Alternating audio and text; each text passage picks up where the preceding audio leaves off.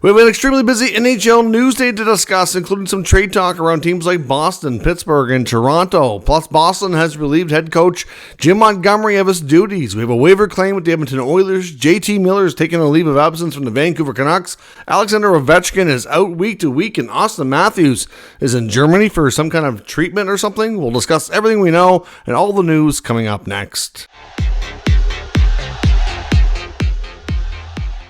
So welcome back to another video here at Top Shelf Hockey. As I mentioned, we have lots to talk about here today. It's been an extremely busy news cycle. Let's start first with the word we got from the NHL waiver wire this afternoon that the Edmonton Oilers put in a claim and is picking up Kapanen, who is formerly now of the St. Louis Blues. Kapanen only appeared in 10 games for the Blues this season, scoring 1 goal. He's only signed for the current season, making a $1 million salary. Of course, Kapanen's been with a few teams, including Toronto and Pittsburgh. Known for his speed, ability to kill penalties. More so in his earlier years, was more looked upon as being a little bit more of an offensive threat. Was around that 20 goal mark, 30, 40 points. That's kind of what he was expected to be when he was younger, and more so lately, completely different. Not really getting the offensive production like he used to. But the Oilers are a team that's pretty hard up for some speed in that lineup, especially in the bottom half. The bottom two lines really are not fast enough, so Kapanen can come in and provide that. I'm not sure if he'll be the spark to really help things get going or not, but at the end of the day, it's worth a shot, I guess. So they pick him up. He's no longer with the St. Louis Blues. Lots of injury updates today, including some interesting information, we'll say the least. Of course, we'll start with Ovechkin. Of course, we know Ovi is gunning for Wayne Gretzky's all-time goals record, and he's been off to a hot start, one of the best starts of his NHL career. Scored 2 more goals last night against Utah before going down with an injury. He had a collision with Utah forward Jack McBain, and McBain hit him almost, it kind of looked like a knee-on-knee, but it wasn't exactly that. Almost looked like it was McBain's knee with a little bit below that on Ovechkin. Anyways, he went down in a heap of pain. He's been very durable throughout his career, so if he's hurting and leaving, it's serious. And Ovechkin ended up hobbling to the bench, left the game, did not return, and now they're saying he's out week to week.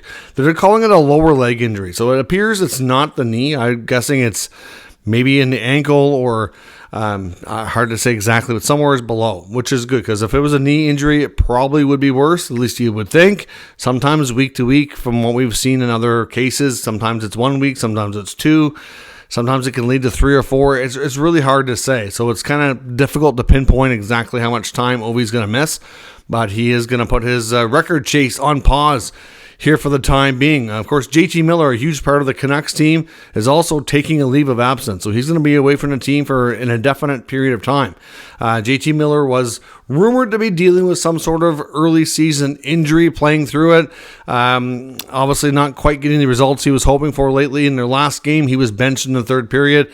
Rick Tocchet, though, had an opportunity because he was asked if it was injury related. He said it wasn't. Basically, it was just coach's choice. Wanted to get players out there more who he felt could help them win, and didn't feel that JT Miller's game was where it needed to be in that game.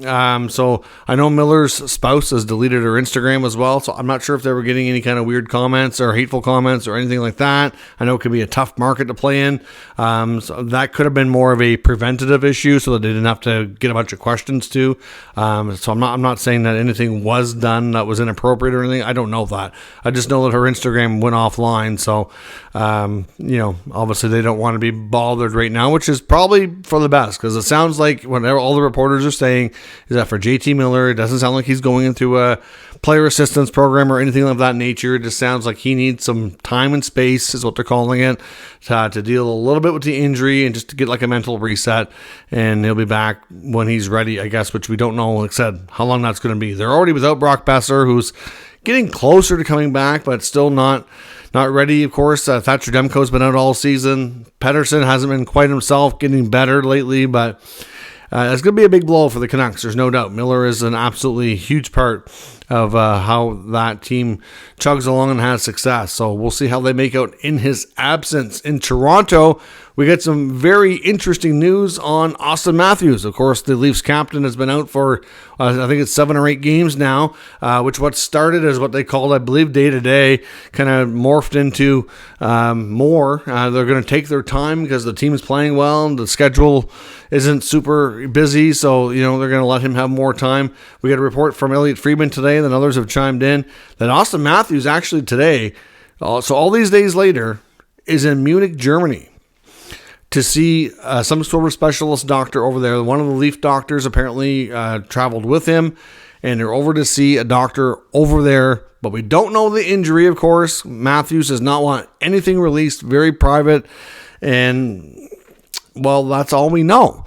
So it just seems weird. You're not going to travel all the way to Germany strictly for a quick consult or strictly for, a simple treatment or anything of that nature. I mean, with consulting, that can be done, either over the phone or a video chat or what have you. Like you don't need to go for that. So in all honesty, I kind of think my opinion is, I wonder if he's having a procedure done and they just don't want to talk about it. I know NFL player Christian McCaffrey is somebody who visited Germany as well not long ago, earlier this year. So, that was for like a stem cell injection, I think it was. So I don't know if it's anything like that. I'm not going to speculate because I don't have any info to really know. It just seems really bizarre, and I just don't see him going all the way over there without having some sort of procedure done. But we may never know, and I'm not sure if they'll ever come forth and talk about it. We don't know what the issue is. I would think alarm bells are probably a little bit higher going off in Toronto amongst the Leaf Nation, but they've been playing well without him. So for right now, give him the time he needs, and we'll see what happens. Also in Toronto, Fraser Minton's been recalled. David Kampf is injured and has been placed on injured reserve. So we will see where all of that goes here moving forward. There's also been some talk about Mitch Marner even being moved to center, possibly.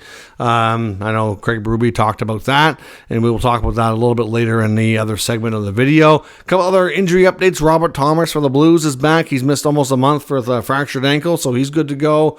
Braden Point's back in Tampa for their next game tonight, and then Ben Hutton is also listed as now week to week for Vegas.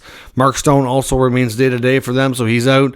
Raphael Harvey Pinard in Montreal, who's missed all season thus far after off-season surgery, has been sent down to the Laval in the American Hockey League for a conditioning stint. So that gives us the indication he's probably close to being able to return. So we'll see how that goes. Of course, in a recent Avalanche game, we saw referee Mitch Dunning have a scary collision with defenseman Josh Manson. He went down pretty hard on the ice, had to be taken off, with the medical people, and went to the hospital to be checked out. We're hearing that Mitch Dunning apparently is now home. He's safe. It sounds like there wasn't really any serious injury or damage. He's just really sore from the fall. And it sounds like he's expected to make a full recovery and should be back in due time. But certainly something that could have been even worse. It's nice to hear that Dunning is, out of the woods, so to speak, without, escaping serious injury. And obviously, I know with they wear limited equipment, so a fall that hard on the ice would be quite sore, I'm sure. So I'm not sure how long he'll be away from the game, but either way, he's doing better, which is good. Gary Bettman and Bill Daly are in Ottawa today. Of course, they met with Sens ownership, Michael Andlauer, and President of Business Operations, Cy Leader, along with the Mayor of Ottawa today, talking about the project to build a new downtown arena. Bettman did speak to the media afterwards as well, just kind of talking about next steps. Essentially, Bettman always does this. He'll always be involved when teams are trying to build new arenas and get plans in place. He's always there, part of the meetings when they meet with local governments, provincial governments, state governments, whatever, to kind of go over plan finalizing, talk about financing and all that type of stuff. So really nothing too earth-shattering there.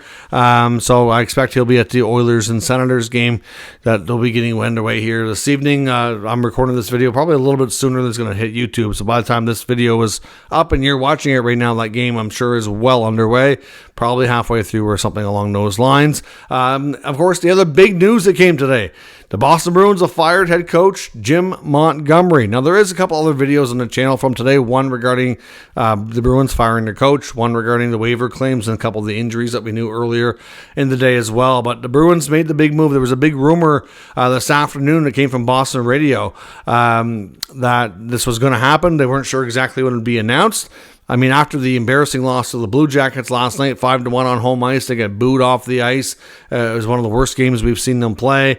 Not surprised. They have a couple of days off. They don't play until Thursday when they play Utah, and I figured it was probably going to be an internal candidate. I wondered about a guy like Joel Quenneville. Of course, they didn't go down that road. I still wonder if a new external candidate will come up eventually, but for right now, Joe Sacco is the new interim head coach of the Boston Bruins. He's been with the organization some time, somebody who they respect and certainly like, so they'll give him a decent shot here at getting things turned around. Jim Montgomery is one of the, I think during his tenure as Bruins head coach, has the best record in the NHL. This is going to be the second Jack Adams winning coach that they fired here in the last 3 years. At some point, I have to think that when is Cam Neely and Don Sweeney going to face the music? To me, the roster is just as much of the problem as anything else. You could tell, though, based on the body language on the bench and the encounters he's had with Pastrnak, Marchand, it seemed like he was losing the room. But I don't know. I mean, they've had 2 really solid regular seasons under Montgomery. They've won 1 playoff series. The other year they went out in the first round, which was shocking. But he survived that, and then slow start this year, and here we are, when to me this roster took a major step back. That's why, but this happens a lot. To me, it's not on the coach. He's a good coach, and he's probably going to get scooped up really quick. But unfortunately, a change something had to give in Boston, and he's a victim of poor play. But it almost looked like the way the players have responded recently, I kind of wonder if they were starting to give up. I don't really know, but I mean, it's unfortunate. To me, that roster is a problem. I think they need to make some moves. Speaking of which, there has been some rumors about a Bruins trade, a shakeup of some sort coming as well to give them a shot in the arm to try to win. There was some rumors today that came about saying that the Bruins were approached by Columbus earlier in the season about a Brandon Carlo trade. The Blue Jackets were looking to add a right shot defenseman on their blue line. They like Brandon Carlo. They see him as somebody who's young enough that he could be with the team for an extended time. So they approached Boston, considering they have a lot of defensemen. They have McAvoy and Lindholm. They added Zadorov. They have Carlo. They have lots of solid D. They should have one of the better blue lines in the NHL, even though it hasn't really played like it per se. So I understand why the Jackets approached them. It didn't sound like the Bruins were completely opposed to it, but before trade talks really got too far, they ended up going in a different direction and, of course, picked up Dante Fabro on waivers instead. So I don't know that the Bruins are completely opposed to trading a defenseman. I think for all the rumors that we've heard, in all honesty, I think that with their cap situation, roster situation, they may have to move a core player. And it may not be one that's like, I'm not talking Pastrnak, I'm not talking McAvoy, Marchand, not those guys, but your next layer. So maybe like a Zaka or a Coyle. I know I've seen on TSN today, they were debating whether or not that Jeremy Swayman contract was a mistake. Did they mess up? They gave mostly into his demands, and so far he hasn't followed up. I mean, the signings they made in the offseason are not coming through for them either. So do look for a trade. I would think they have to acknowledge the fact that this roster is not right, and I don't care who's coaching. They're not going to magically get a switch to flip here and suddenly be a perfect team. Like, this is not going to be how it goes. So I wouldn't be shocked if they pull off some sort of move here in the coming days to give this team a jolt. As we mentioned as well in Pittsburgh, Josh Yeo of the Athletic recently talking further about the Penguins and, of course, their struggles this year, mentions about Chris Letang. Now, Letang's been the one core member of that team. Looking at the trio of Letang, Crosby, Malkin, who's actually had some more closer to being legit rumors around him about moving on. And what he wrote here today that I was reading was that essentially he says that Chris Letang would consider moving on if the option's there to present itself. That he doesn't think that it's as important to Letang as it is to guys like Sid, especially Crosby, and to some degree Malkin, about kind of staying and finishing things out in Pittsburgh. Obviously, he signed a 6-year deal in 2022, so that gives him 4 years left. And he just doesn't get the sense that it's super duper important that he never play for another team. So obviously there was a lot of talk about Letang in Montreal in the offseason that never materialized. Of course, he's from that area. Ken Hughes is also his former agent. Lots of connections there, but again, that has to make sense for the Canadians. Just because there's a connection doesn't mean it's going to happen. So at the end of the day, we know the Penguins are most likely going to be trying to shake things up and do something. Of course, with Letang, he does come with a lot of injury history and obviously still a fair bit of term on his contract, so it might prove difficult to do, but many believe that Erik Karlsson would be the main core player there that would be traded at some point to shake things up and to see what they can get, building for the future. But we also know that, Crosby doesn't want anything to do with a rebuild, and that the team kind of promised him that they wouldn't go that route as long as he's playing. So we'll see what they do. But, could Letang maybe be one of the core members that actually does move on? According to this author, who's well connected, it seems like he's the most likely one that would be open to it. So we'll see. In Toronto, of course, like I said, they're considering putting Mitch Marner at center. They're already, without David Kampf now, who's now on injured reserve. They have some concerns about who's going to be the top two centermen. Of course, Matthews has been out. Tavares has been still playing some center. They've tried Domi. They get later in the year, I think they're going to need ideally another centerman. And there was a Sportsnet article we looked at the other day, really focusing on 3 or 4 different guys, but Brock Nelson to me sticks out first and foremost at being the top most likely player that makes the most sense. 30 goal scorer, is consistent, he's got good size, and to me, he's probably a player that the Islanders should move on from. At the same time, they need to start changing things up there and getting some different turnover in that roster. So, we'll see what the Leafs do, but, is Marner a center? Probably not. They've tried Nylander there. It hasn't worked. We don't know how long Matthews is going to be out. Now David Kampf is out. They're getting thin at the position, and it was already an area that we expected them to likely look to add to before the deadline anyway. That way they have the option, if need be, to play Tavares on the wing, or maybe it's for the number 3 center spot as well to add more depth scoring into the lineup. Either way, there's lots of different ways you can look at things, and that makes sense that would be the position they'd probably focus on the most, of course, with some probably more depth on defense.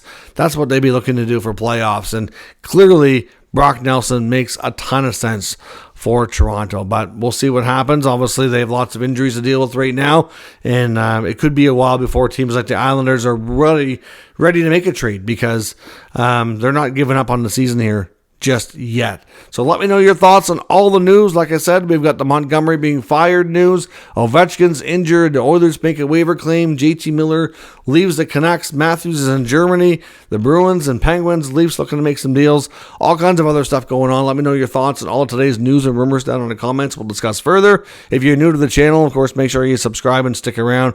We'll keep you up to date with all the news, rumors, and analysis of all 32 NHL teams. Thanks for watching. I'll catch you next time.